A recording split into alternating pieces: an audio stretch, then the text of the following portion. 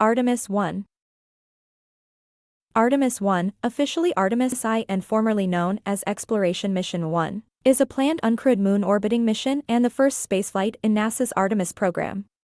It is also the first flight of the agency's Space Launch System (SLS) rocket and the complete Orion spacecraft. The launch was originally scheduled for August 29, 2022, but technical difficulties and uncertainty about the weather forced a cancellation. The test flight launch has not yet been rescheduled. Artemis I will last for 6 weeks and will test all the rocket stages and spacecraft that would be used in later Artemis missions. After reaching orbit and performing a trans-lunar injection, burn to the moon, the mission will deploy 10 CubeSat satellites and the Orion spacecraft will enter a distant retrograde orbit for 6 days. The Orion spacecraft will then return and re-enter the Earth's atmosphere, protected by its heat shield, and splash down in the Pacific Ocean. The original launch date of Artemis I was planned in December 2016, but it was delayed at least 16 times due to technical issues with the SLS and the Orion spacecraft. Other factors contributing to the delays are the cost overruns, which is the main criticism of the SLS, and budget limits imposed by the federal government. After the Artemis I mission, Artemis II will perform a crewed lunar flyby and Artemis III will perform a crewed lunar landing, 5 decades after the last Apollo mission. Background. The Artemis program is not the first reincarnation of American crewed lunar exploration after the Apollo program.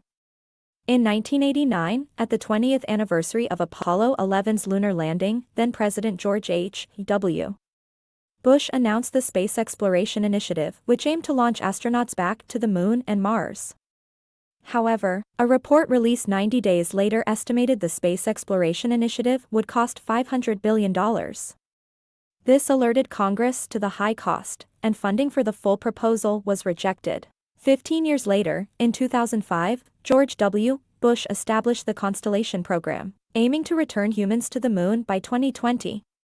The program developed the Ares I and V rockets that would carry the Altair lander and the Orion spacecraft, and even launched a flight test of the Ares I and Orion spacecraft. However, like its predecessor, the program was cancelled by then-President Barack Obama in February 2010, citing cost and timeline overruns. The Constellation program is considered to be the Artemis program's spiritual predecessor, because its Orion spacecraft was kept in development after the program's demise, and would eventually become a part of the Artemis program. Initial delays. In the NASA Authorization Act of 2010 passed in September, Congress mandated that a new shuttle-derived vehicle must be built that leverages existing contracts. This launch vehicle would be known as the Space Launch System, abbreviated as SLS. The Act mandated that the crewed launch of SLS must happen before December 31, 2016, which was slipped, so NASA in 2011 originally planned to conduct 2 test flights of the launch vehicle beforehand, one with a non-functional Orion spacecraft and another with a functional spacecraft. Around September 2011, SLS's first launch was delayed from before the end of 2016 to sometime in 2017, the first of at least 15 more delays.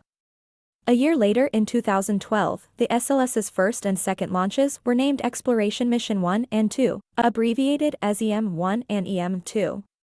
In January 2013, the Orion spacecraft service module was announced to be built by the European Space Agency, and was named the European Service Module. Even though the European Space Agency encountered many technical challenges in constructing the module, the agency by January 2014 still affirmed that the module would be ready by the end of 2017. The SLS passed its key decision point C, entering full-scale development, in August 2014, and the welding machine at the Michoud assembly facility for the SLS's core stage was opened a month later, though a tower misalignment was found soon afterwards. Both of these factors contributed to the delay of the first launch timeline to no later than November 2018. In mid-November 2014, construction of the SLS core stage using the welding machine finally began. In December 2014, the first flight test of the Orion spacecraft took place under the Exploration Flight Test 1 on a Delta IV Heavy rocket, in which its re-entry was successful. Two qualification motor 1 and 2, similar to SLS's solid rocket boosters, were successfully test-fired in March 2015 and June 2016. In February 2017, NASA investigated a crewed launch as the first SLS flight. It would have had a crew of 2 astronauts and the flight time would have been shorter than the uncrewed version. However, after a months-long feasibility study, NASA rejected the proposal because of the high cost and continued with the plan to fly the first SLS mission uncrewed. In July 2017, Artemis I's interim cryogenic propulsion stage became the first part of the SLS to be delivered to the Kennedy Space Center. About 4 months later, in November, the earliest launch date of the Exploration Mission 1 was expected to be in December 2019, with a high probability of launch in mid-2020, 3 years since the original mandated launch date. On December 11, 2017, then-President Donald Trump signed the Space Policy Directive 1, effectively formalizing the Lunar Human Exploration Program. Originally, the SLS version used on the first, second, and third missions was planned to use the SLS's exploration upper stage. However, due to the stage's extreme delays, in April 2018 NASA decided to switch from Block 1B to the less powerful Block 1 SLS for these 3 missions. The exploration upper stage will be used instead from the SLS's 4th mission onwards. In the NASA Office of Inspector General October 2018 report, it was discovered that Boeing would need $8.9 billion to complete the Exploration Mission 1's core stage, twice the maximum allowance by NASA. The report also mentioned Boeing's poor performance and over-optimistic budget projections, and NASA's poor management of contractors.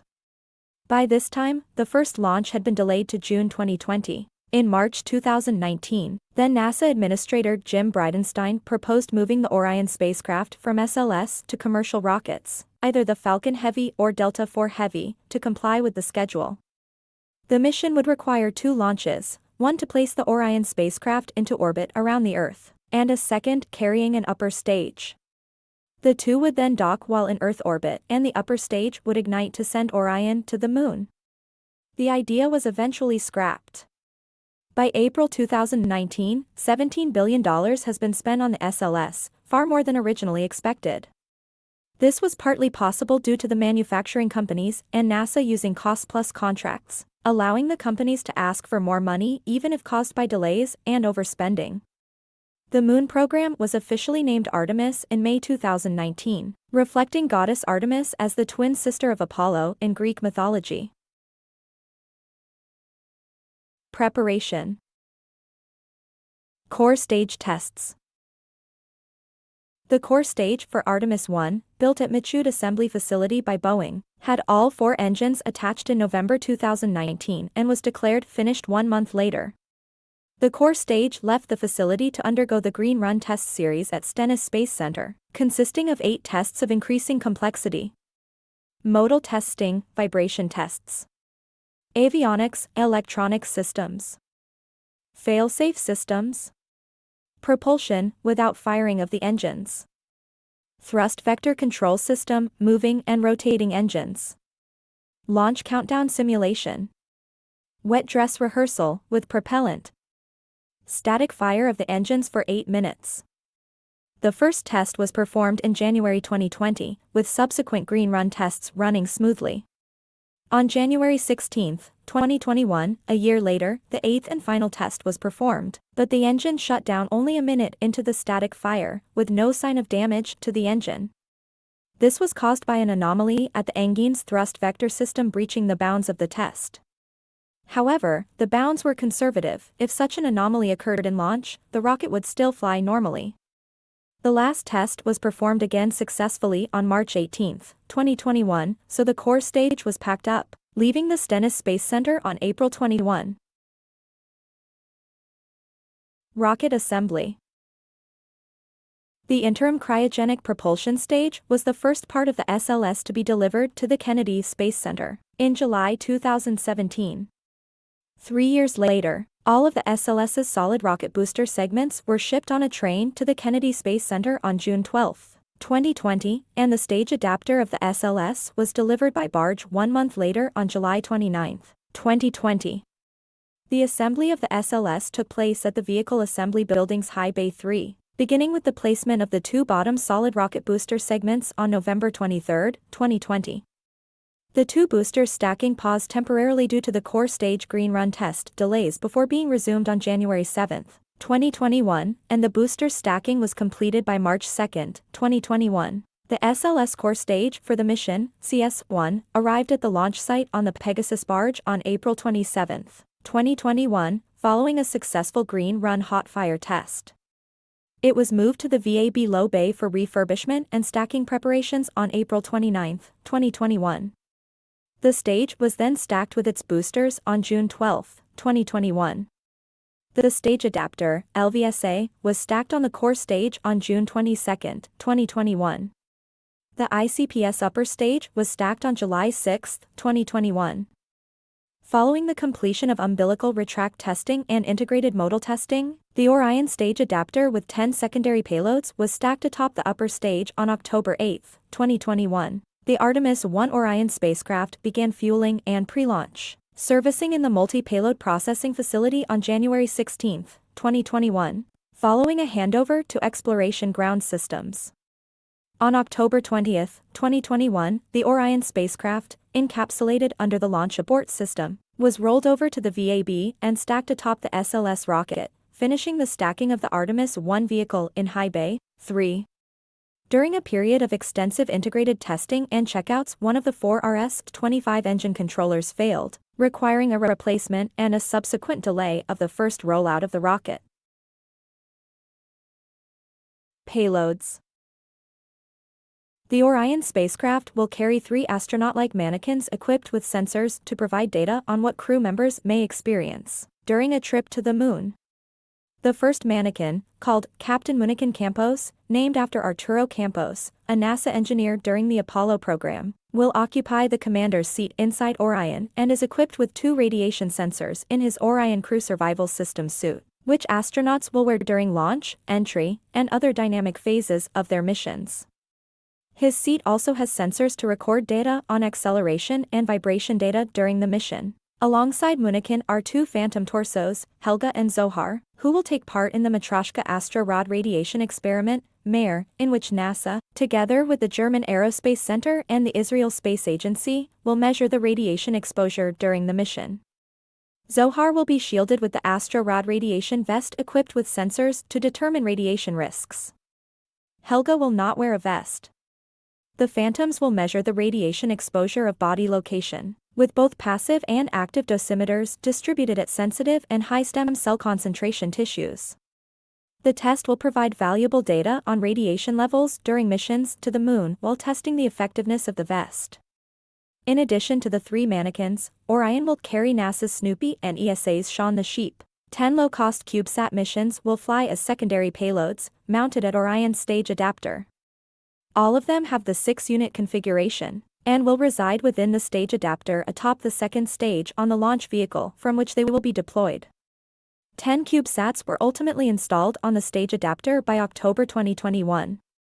2 were selected through NASA's Next Space Technologies for Exploration Partnerships, 3 through the Human Exploration and Operations Mission Directorate, 2 through the Science Mission Directorate, and 3 from submissions by NASA's international partners. These CubeSats are Argo Moon, designed by Argotec and coordinated by the Italian Space Agency, ASI, is designed to image the Interim Cryogenic Propulsion Stage, ICPS, of Orion for mission data and historical records. It will demonstrate technologies necessary for a small spacecraft to maneuver and operate near the ICPS. BioSentinel is an astrobiology mission that will use yeast to detect, measure, and compare the impact of deep space radiation on living organisms over long durations beyond low Earth orbit. CubeSat for Solar Particles, CUSP, designed at the Southwest Research Institute, will study the dynamic particles and magnetic fields that stream from the Sun and act as a proof of concept for the feasibility of a network of stations to track space weather. Aquilius, designed by Japan's JAXA and the University of Tokyo, will image Earth's plasmasphere to study the radiation environment around the Earth while demonstrating low-thrust maneuvers for trajectory control in the space between Earth and the Moon. Lunar IceCube, a lunar orbiter designed at Morehead State University, will search for additional evidence of lunar water ice from a low lunar orbit. Lunar Polar Hydrogen Mapper, LunoHMAP, a lunar orbiter designed at Arizona State University, will map hydrogen within craters near the lunar south pole, tracking depth and distribution of hydrogen-rich compounds like water. It will use a neutron detector to measure the energies of neutrons that interact with the material on the lunar surface. Its mission is planned to last 60 days and perform 141 orbits of the Moon. Near-Earth Asteroid Scout is proof of concept of a controllable CubeSat solar sail spacecraft capable of encountering near-Earth asteroids, NEA. The spacecraft will achieve observations through a close, almost equals 10 km, 6.2 miles, flyby and using a high-resolution science-grade monochromatic camera to measure the physical properties of a near-Earth asteroid. A variety of potential targets would be identified based upon launch date, time of flight, and rendezvous velocity. Omatanashi, designed by JAXA, is a lander probe to study the lunar radiation environment. LUNIR is a spacecraft designed by Lockheed Martin to fly by the Moon and collect surface spectroscopy and thermography. T-MILES will demonstrate long-distance communications while in heliocentric orbit and show low-thrust trajectory control techniques by employing a hybrid ion thruster. It was designed by Fluid and Reason, LLC, Tampa, Florida. The remaining 3 slots are empty, due to the following satellites having missed the Artemis I launch window. Cislunar explorers would demonstrate the viability of water electrolysis propulsion and interplanetary optical navigation to orbit the Moon.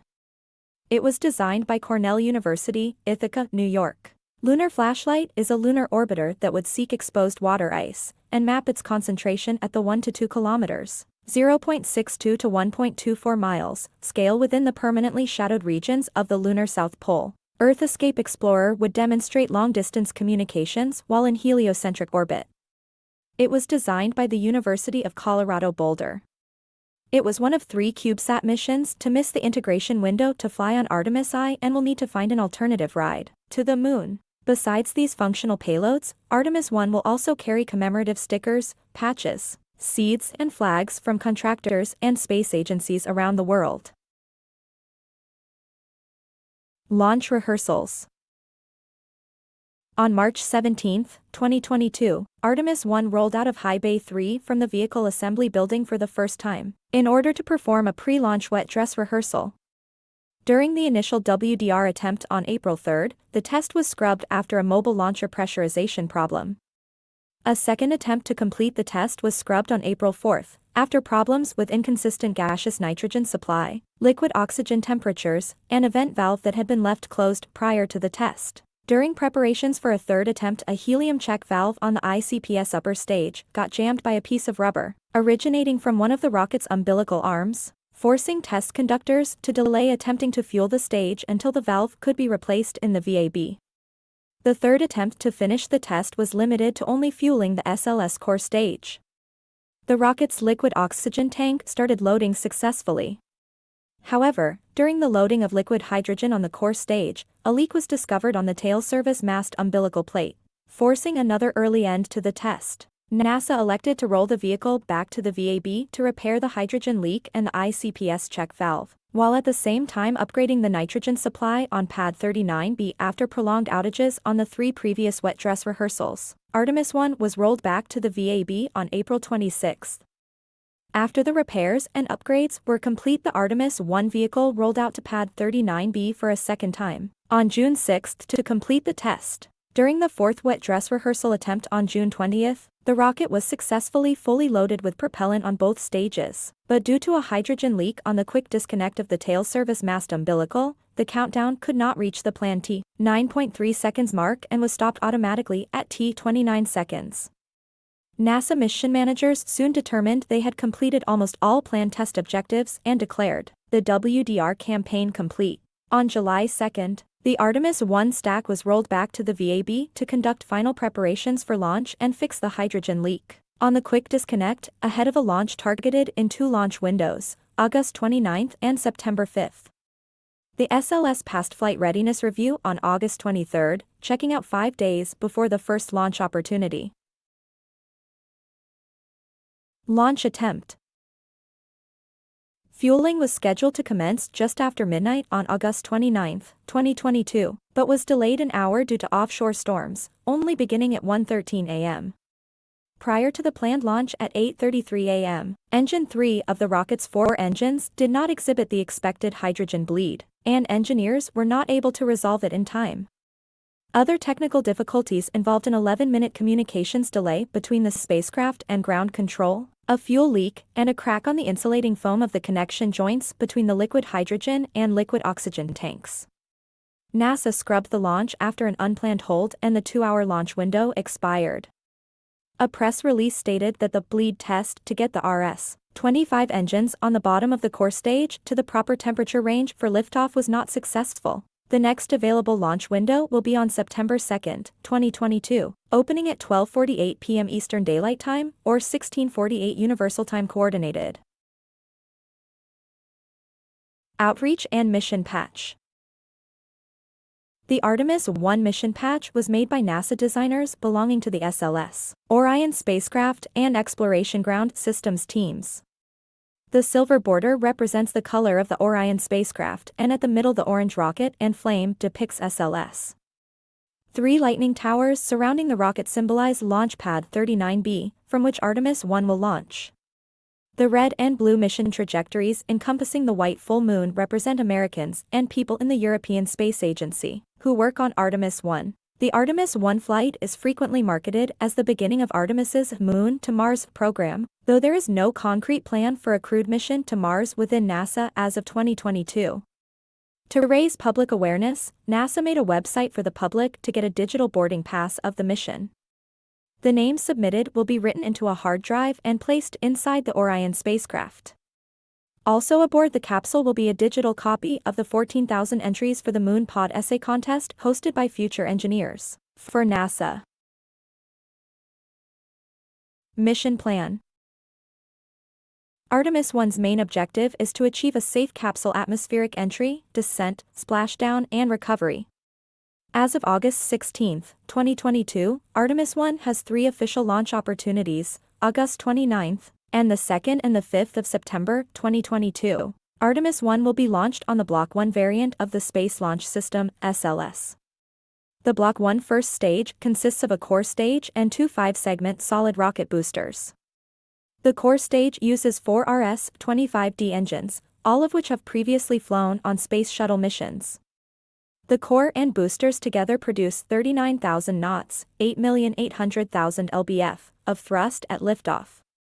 The upper stage, known as the Interim Cryogenic Propulsion Stage, ICPS, is based on the Delta Cryogenic second stage and is powered by a single RL-10B2 engine. Once in orbit, the ICPS will perform a trans-lunar injection, TLI, burn, which will place the Orion spacecraft and 10 CubeSats on a trajectory to the Moon. Orion will then separate from the ICPS and coast to lunar space. Following Orion separation, the ICPS stage adapter will deploy 10 CubeSats that will do scientific research and perform technology demonstrations. Originally, the mission was planned to follow a circumlunar trajectory without entering orbit around the Moon. However, plans after 2015 shifted to have the Orion spacecraft spend approximately 3 weeks in space, including 6 days in a distant retrograde orbit around the Moon.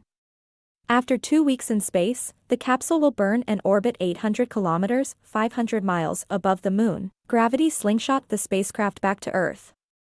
Had SLS launched on August 29, the Orion capsule was to have splashed down on the Pacific Ocean off the coast of San Diego on October 10.